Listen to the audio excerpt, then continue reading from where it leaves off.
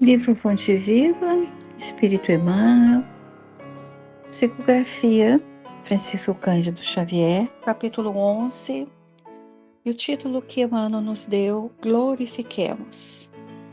A epígrafe da Epístola de Paulo aos Filipenses, capítulo 4, versículo 20, diz: Ora, a nosso Deus e Pai seja dado glória para todo sempre. E Emmanuel nos diz: quando o vaso se retirou da cerâmica, dizia sem palavras: bendito seja o fogo que me proporcionou a solidez.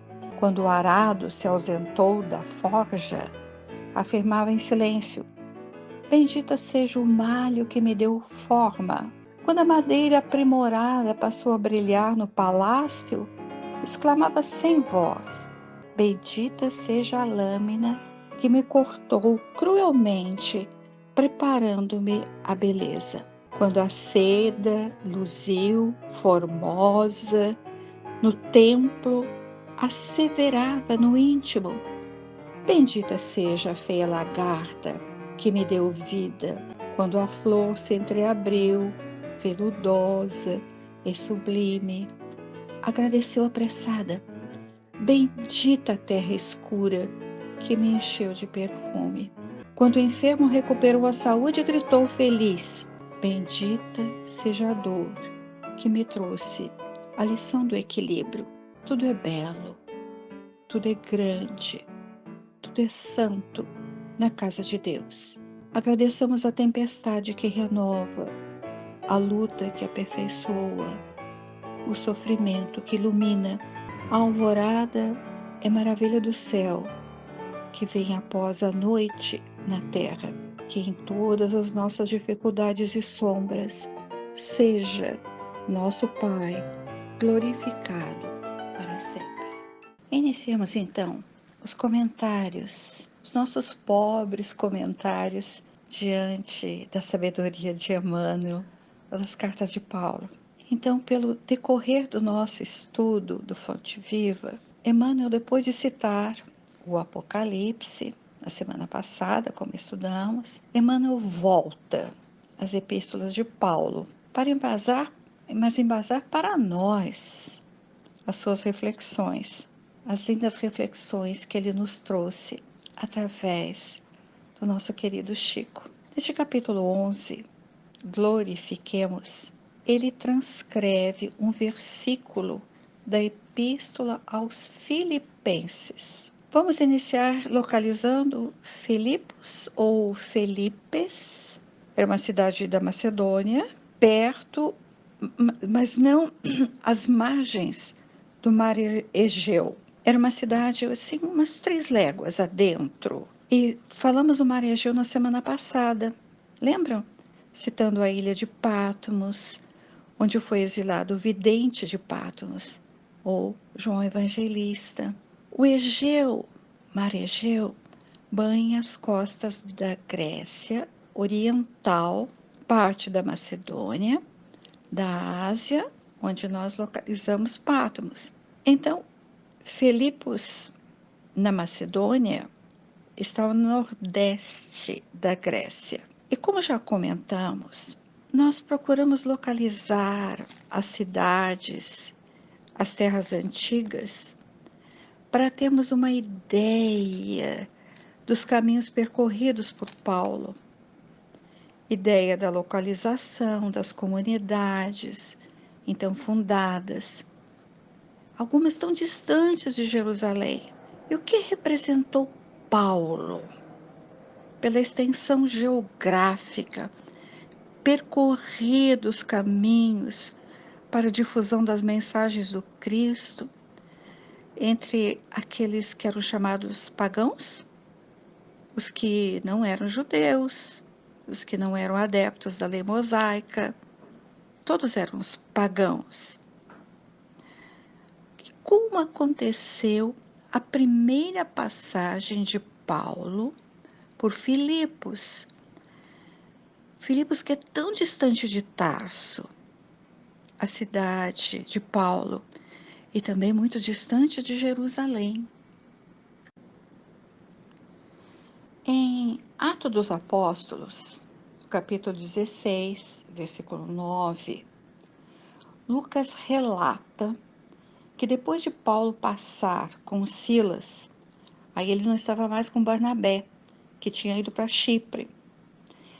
Então, depois de passar com Paulo pelas comunidades cristãs que Paulo já fundara, aquelas comunidades que já estavam germinadas pelas sementes lançadas pelo grande semeador Paulo ao longo da Grécia, ao norte da atual Grécia. Então ali Paulo pensou em dirigir-se para o oeste, para a Ásia Menor. Em Troade, uma cidade, em uma modesta hospedaria, Paulo teve a visão de um macedônio. Ele reconheceu que era da Macedônia porque a visão tinha, o homem tinha um barrete na cabeça muito alto e largas abas. E esse homem estende os braços para Paulo e diz: passa a Macedônia e ajuda-nos. Isso está em Atos, como falamos, capítulo 16, versículo 9. E foi também em Troade que Paulo reencontrou Lucas, quando o médico definitivamente decide acompanhar a missão de Paulo. E lembramos quanto Lucas foi dedicadíssimo a Paulo até a prisão em Roma.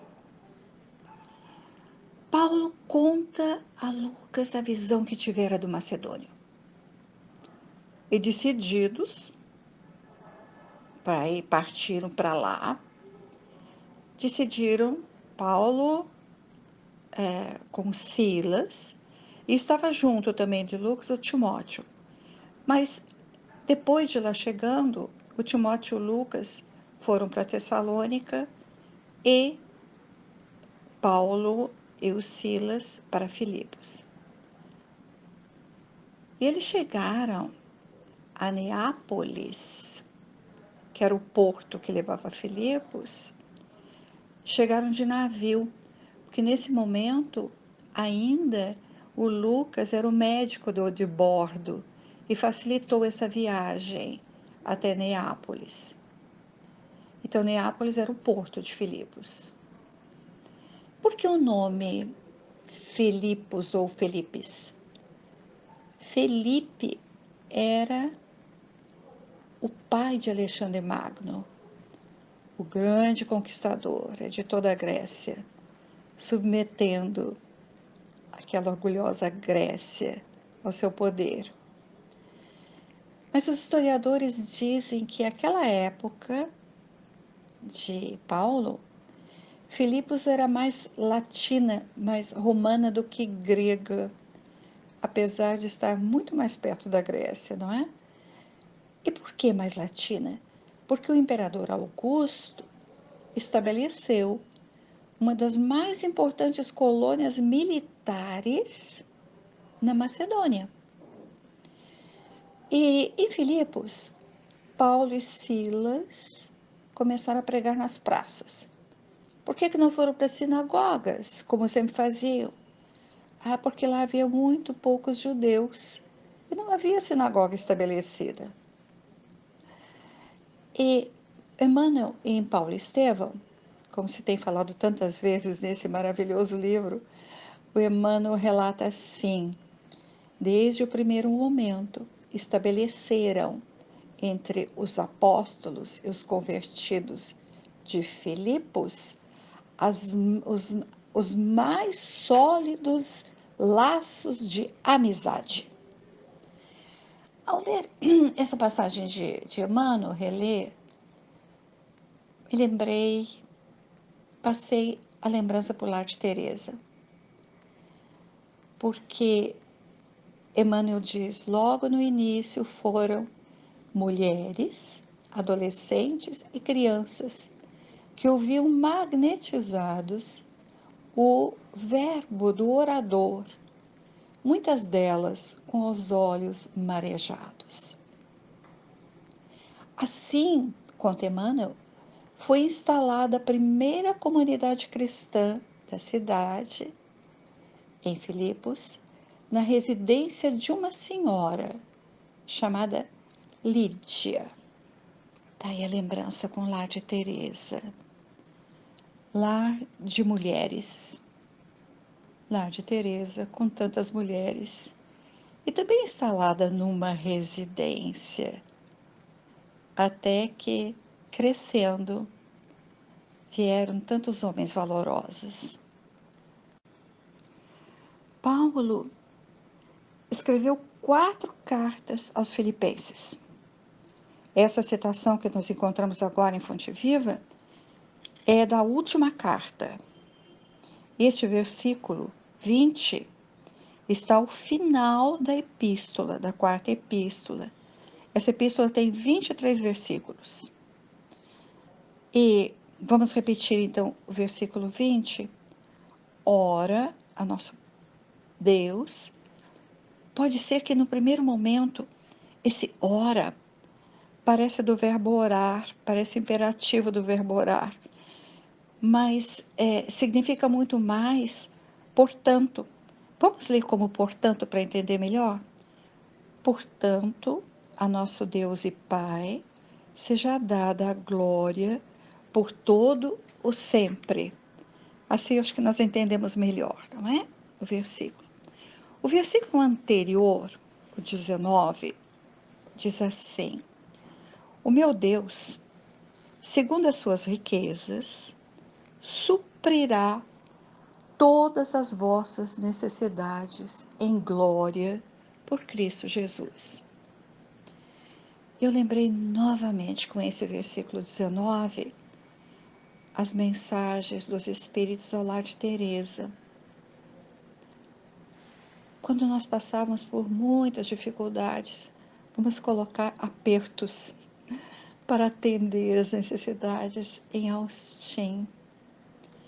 Tanto as necessidades materiais, como alimento para aquela população pobre, os remédios que não eram cedidos, não havia UPAs, quanto as dificuldades com o tal número de voluntários que pudessem se deslocar até Austin.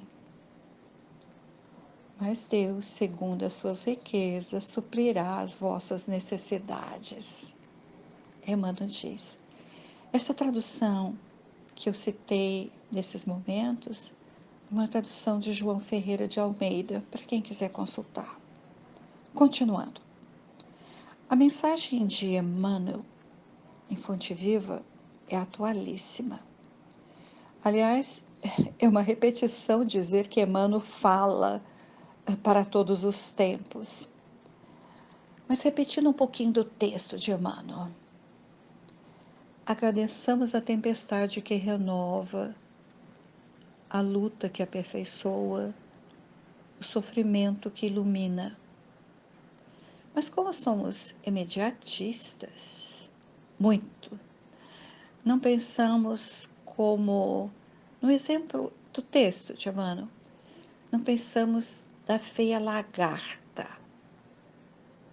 E não pensamos que é preciso para nós também o tempo de hibernação, de estreitamento, de escuridão, para que da lagarta surja a borboleta.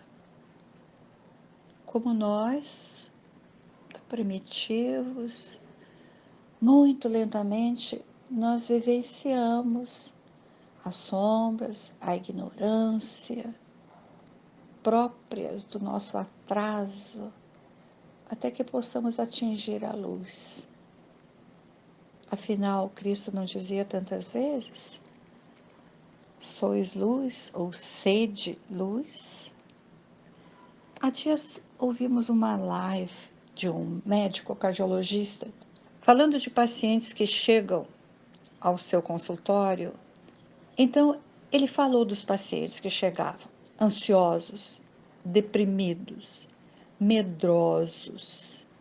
Ele diz com danos psíquicos, adoecem a si próprios por falta de equilíbrio, serenidade e fé.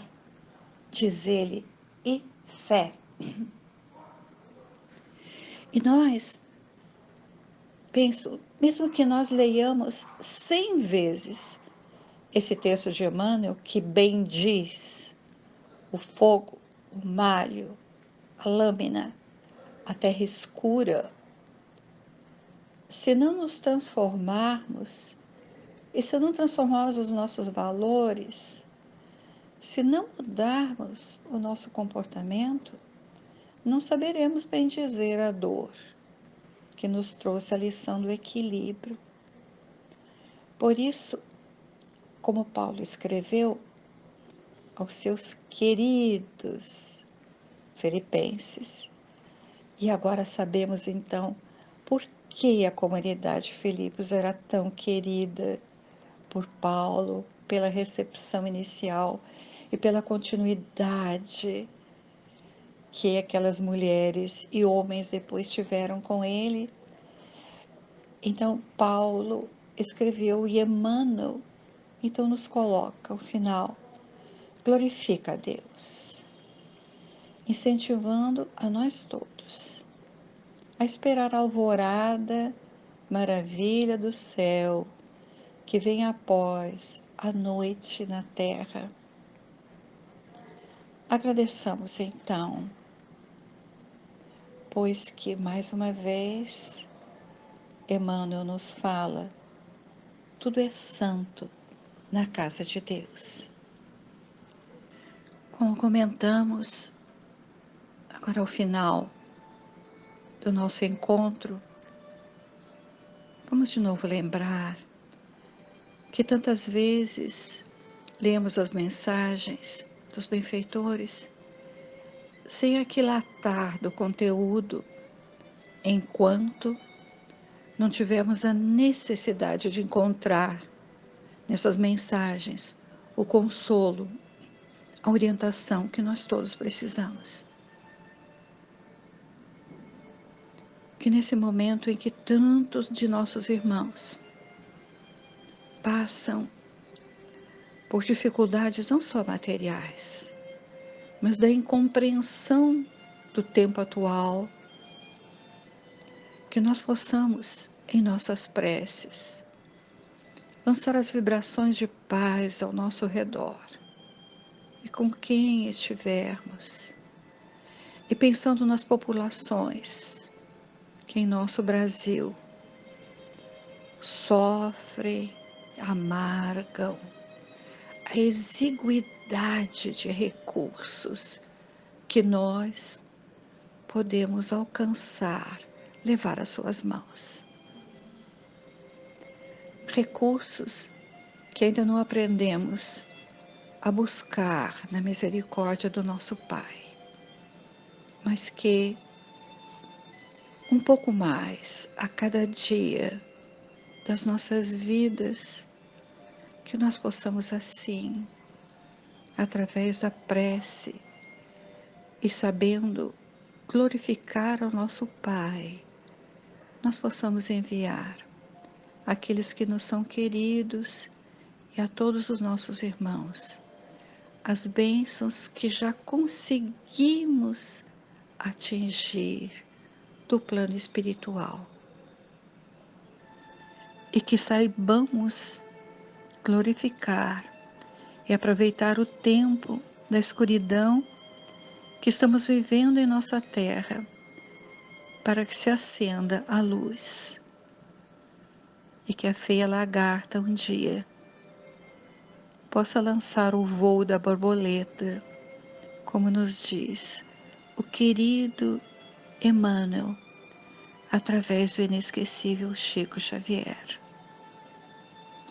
Que Maria nos abençoe, que Deus nos abençoe, que assim seja.